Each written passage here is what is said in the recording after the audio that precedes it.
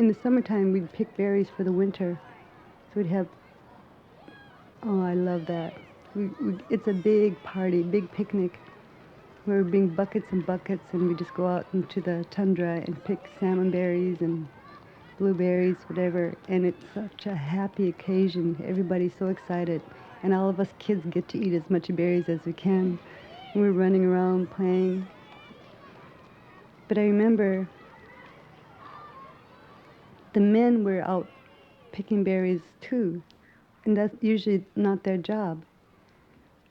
They were out there helping us, and we got more. But see, they were doing it so that they can ferment the berries and make wine. So they made their, we call them homebrews. So that they always drank homebrew in the winter, and I could always smell it.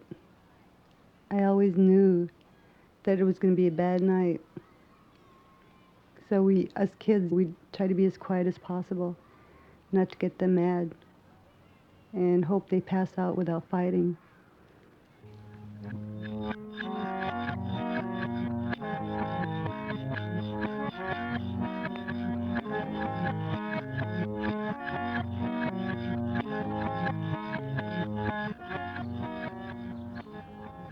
Vyola and my dad were in rehab together. They started, I guess, dating soon after my parents got divorced. My brother and sister and I were skeptical. She always hugged us even though we barely knew her, and we wanted to protect our mother. We called Vyola the Eskimo behind her back. We were skeptical, and she was different. I was still in high school when I was 20, and I met my daughter's father and fell in love with him. And then I just gave up everything to be with him, even my life in Alaska. We went to Michigan. Everything was exciting the first year. Nobody had ever met an Eskimo there before. I even made the newspapers. You know, they took pictures of me, my beadwork, and my daughter, and my parkas and stuff. Viola ignored my coldness. She told me stories and overfed me and made me feel secure. I didn't know what to call her. I called her my second mother. Everybody was excited because they had an Eskimo in their community. So it was popular for the first year. Later on, when that started wearing out, I started getting criticized about the way I dressed, the way I acted, that I was dumb because I didn't know how to use a washing machine. I became so unhappy, so we decided to get a divorce. And he said to give him the title and the deed to the land and give him custody of our daughter, and that when everything was legal, all I had to do was pick it up. We sent me back to Alaska because at that time, legal work was done free for the natives. And I thought, oh, good, I'm so happy. I didn't want the house. I didn't want the land.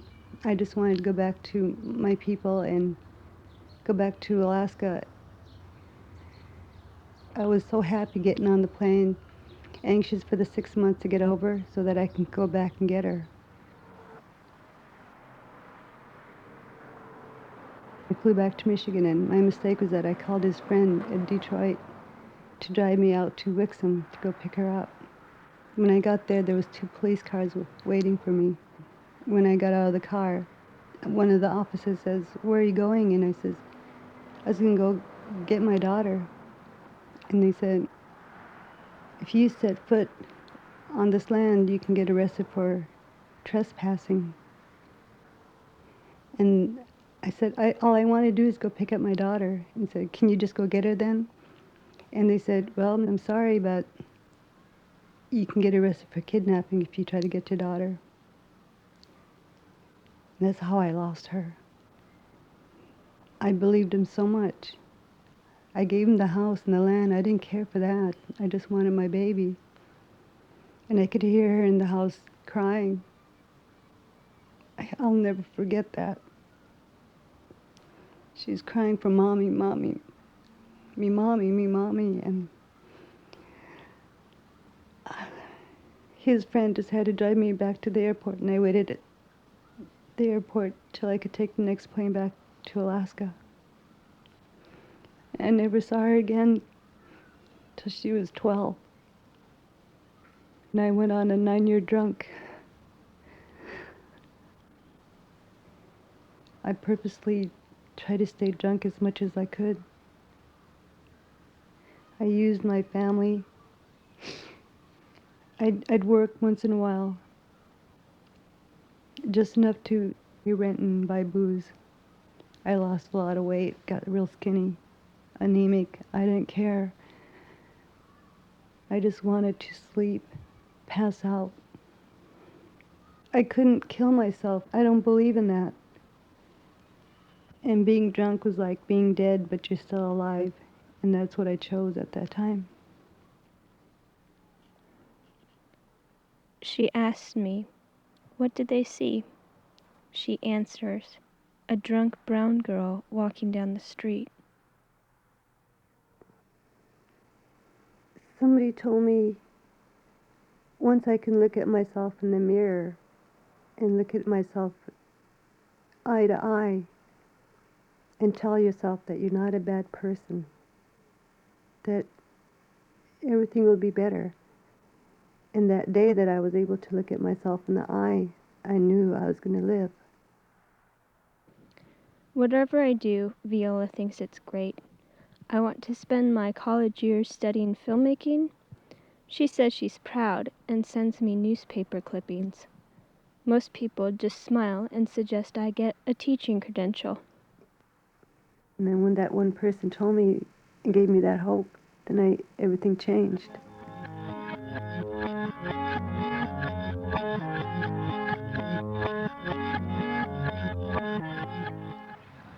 I was on my way to visit my daughter at Sacramento jail, and I'd been drinking. I broke down and started drinking. And I drove that night, and right outside of Bakersfield, I got arrested for a DUI. I knew I'd been drinking too much and I needed to find a hotel. And when I went into Bakersfield, that's when I got arrested and was put into jail. And my dog was sent to SPCA, so we're both in jail. When I started drinking, I thought I could drink normally.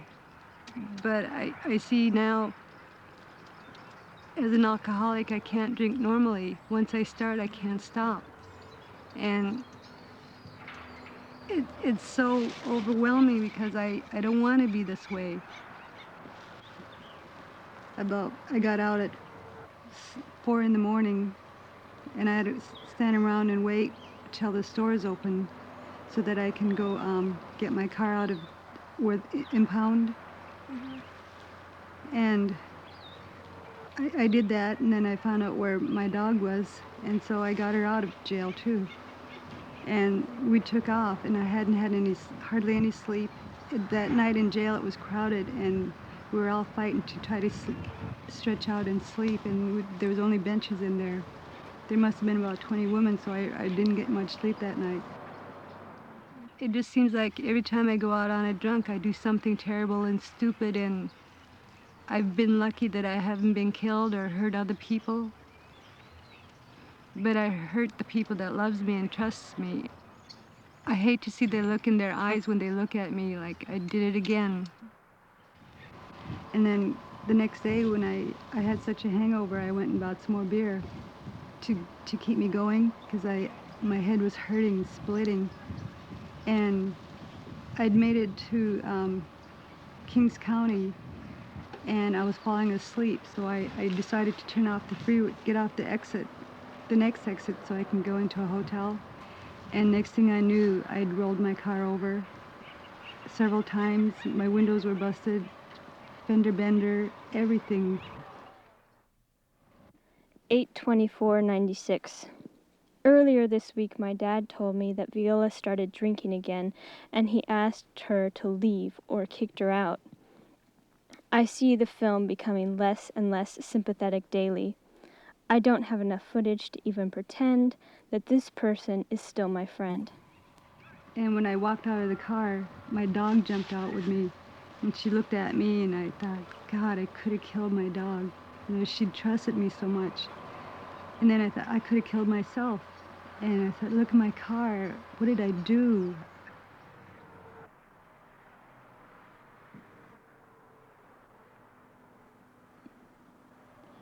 10:21.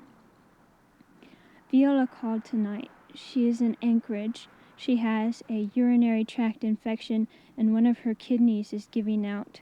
She was all medicated, talked slow. I didn't know what to say. I said, I miss you. I love you. Are you drinking? She wanted to hear me say that I still think of her as a mother. She told me that she had gone on a 2-day bender and she was out of booze, and so she was walking at night and these two guys pull up and carry her to a parking lot, and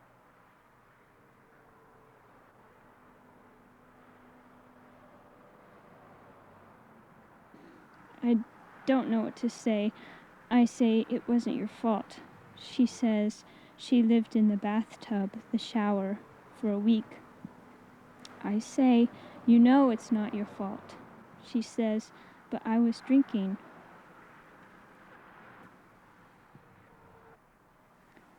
A month later, she left for Alaska.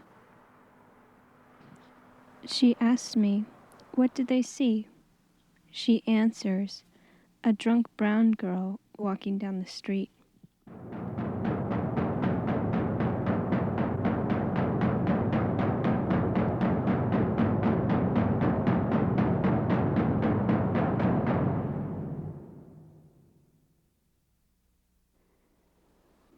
We were in such a small village.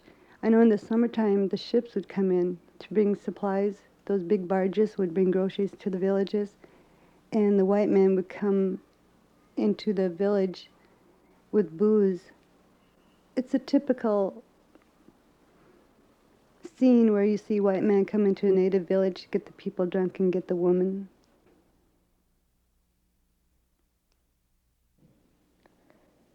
Vyola is still in Anchorage. She has been in and out of the hospital because her insides are being burnt by the alcohol she drinks.